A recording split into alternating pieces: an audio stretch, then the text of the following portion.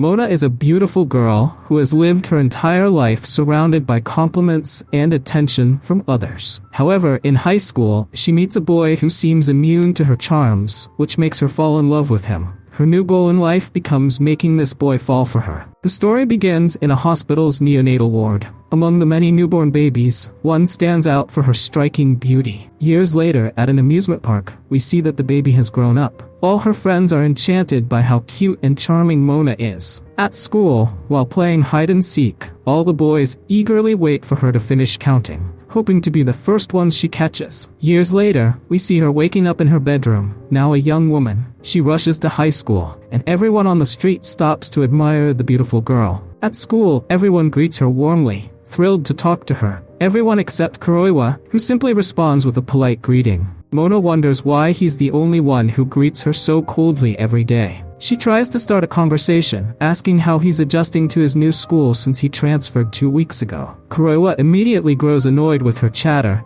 as she offers to show him around the school again. All the boys watch enviously as Mona invites him to spend time with her once more. Kuroiwa asks Mona to stop getting so close to him. Mona sits at the desk next to his, wondering how it's possible that there's a boy who doesn't care about her. Her ego feels bruised. She notices Kuroiwa looking at his phone and catches a glimpse of kitten pictures. Mona thinks she's finally found a way to change how he sees her. She asks if he likes cats while cutely mimicking a kitten by grooming her arms and hands. Everyone in the classroom gushes over how adorable Mona is, but the only reaction that matters to her is Kuroiwa. He looks at her seriously and asks her not to bother him. Everyone in the classroom stares at him in disbelief, angry at how he treated the charming girl. Mona can't believe she hasn't been able to elicit the slightest reaction from him, until Kuroiwa seems like he wants to ask her something. Mona gets excited and eagerly asks what he needs. Kuroiwa then asks her not to talk to him unless it's absolutely necessary. Mona is stunned by what she hears, recalling how everyone has adored her since childhood. Panicking, Mona runs off, wondering how Kuroiwa hasn't fallen for her yet. She comes up with a new plan, climbing a ladder to hang a poster while he walks by, knowing no man could resist looking at her long, beautiful legs. Kuroiwa passes by and notices her intentions, but can't help feeling annoyed. Mona realizes plan A failed, so she moves on to plan B, falling from the ladder in a way that innocently and cutely reveals her underwear. Several boys rush to help her, but Kuroiwa simply looks at her with exasperation and cringe. Mona can't believe that didn't work either, leaving her with no choice but to use her ultimate move. During class, Mona raises her hand and tells the teacher she isn't feeling well and wants to go to the infirmary. The teacher agrees and looks for someone to accompany her. A girl volunteers, but Mona pretends to trip and leans on Kuroiwa, telling the teacher he can take her. The teacher asks Kuroiwa if he can handle it. Kuroiwa has no choice but to agree. In the infirmary, Mona corners him against the wall.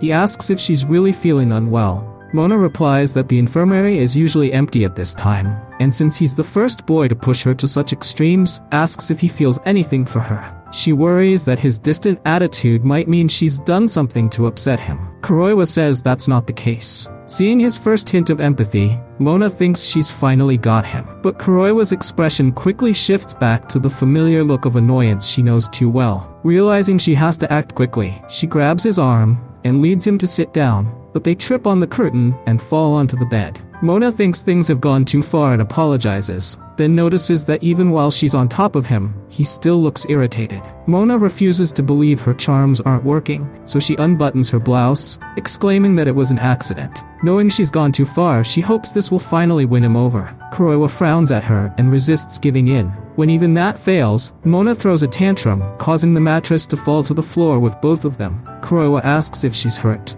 Finally, a small moment of closeness. Mona feels the moment, but then she remembers her blouse is still open. Embarrassed, she replies that she's fine and asks him to let her go. Flustered, Kuroiwa stands up and assures her he didn't mean for that to happen. He tells her they should return to class and, before leaving, suggests she save moments like that for a boy she genuinely cares about. Hearing this, Mona can't help but blush. She grows annoyed with herself for allowing this boy to make her feel something when it should be the other way around. Shortly after, Mona returns to the classroom. The other boys ask if she's feeling better, and she replies that she is, thanking Kuroiwa for helping her earlier. Something feels different, and Mona realizes that, for the first time, The boy is looking directly at her. She, however, doesn't dare meet his gaze and wonders why. She feels embarrassed and nervous, almost as if she's falling for him. Mona collapses on her desk, looks at Kuroiwa, and swears on her life that she will make him fall in love with her. The next day, Mona arrives at school, greeted warmly by everyone. She meets Kuroiwa in the hallway, and once again he gives her a polite and cold greeting.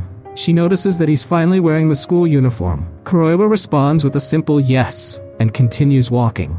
As he passes by a pair of girls in the hallway, one of them, Asahi, blushes at the sight of him, but pretends nothing happened. During gym class, Mona stretches, catching the attention of all the boys, who are mesmerized. However, she's only concerned with whether Kuroiwa notices how well-toned her body is. She tries to get his attention by shouting for him to stretch with her, but he ignores her, which annoys the rest of her classmates. The coach instructs the girls to get ready for their game. Mona wonders what else she can use to try to catch Kuroiwa's attention, since her legs and chest haven't worked so far. She then thinks about another option, but recalls Kuroiwa's words from the day before. You should save things like that for a boy you truly care about. The coach starts announcing the teams while Mona convinces herself that it doesn't matter. She'll do whatever it takes to make him fall for her. After class, Mona is exhausted, her body covered in a light sheen of sweat. She dries herself in a way that reveals her abdomen. The boys go wild at the sight of this part of Mona they've never seen before. Mona is confident that her navel will be enough to make Kuroiwa fall for her, but the boy simply turns around and walks away, muttering, "Clear mind, pure spirit." Once again, Mona has been defeated. Kuroiwa goes to the water fountains to refresh himself, and Mona follows as if in a trance. He avoids looking at her directly, which Mona takes as a good sign. Yet something feels off, so she decides to abandon her mission and walk away. She turns on the faucet for a drink, and just as she takes a sip, Kuroiwa looks at her, slightly blushing. He quickly averts his gaze when she notices. Mona realizes she finally has his attention. Then by accident, she closes her hand over the faucet, causing water to splash all over her, soaking her shirt completely. Kuroiwa shouts in embarrassment at the sight, and Mona screams as she realizes what's happened. She crouches down and covers herself, trying to avoid making an even bigger fool of herself in front of Kuroiwa. In a rare act of kindness, Kuroiwa takes off his shirt and drapes it over her.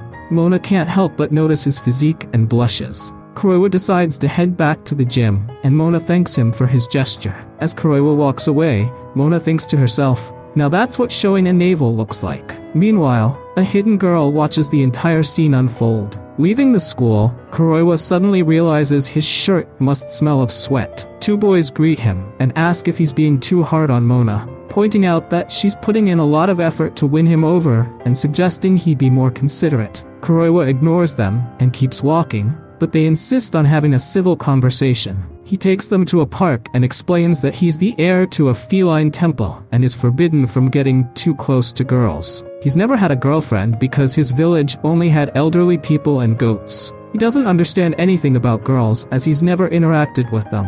The boys start to understand why Kuroiwa acts the way he does. It's not that he's ignoring Mona intentionally, he simply doesn't know how to deal with her. Kuroiwa admits that he's only ever seen girls as pretty as Mona on TV. Remembering all the spectacles and displays Mona has made over the past few days, he feels like he's been thrown straight into the big leagues. Unlike his village, the city is full of temptations, making it very difficult for him to stay focused. The boys understand, but argue it wouldn't hurt to try being a little nicer to her. Kuroiwa agrees with them, but knows that if he gives in even slightly, he'll end up falling for her. He refuses to betray his faith for a girl. For a moment, he imagines dating her, but he shouts to banish the impure thought and begins murmuring once again, "Clear mind, pure spirit." The boys realize that this mantra helps him keep his thoughts in check. Kuroiwa reminds himself that he transferred schools to strengthen his mind and live a life free from worldly desires. The next day, Mona gives him back his shirt, freshly washed. Kuroiwa tells her it wasn't necessary, but Mona teasingly asks if he wanted it to keep her scent. Once more, Kuroiwa struggles to maintain his composure. Hey, if you made it to this part of the video, don't forget to write the word Exquisito in the comment section. Thank you so much and see you in the next video.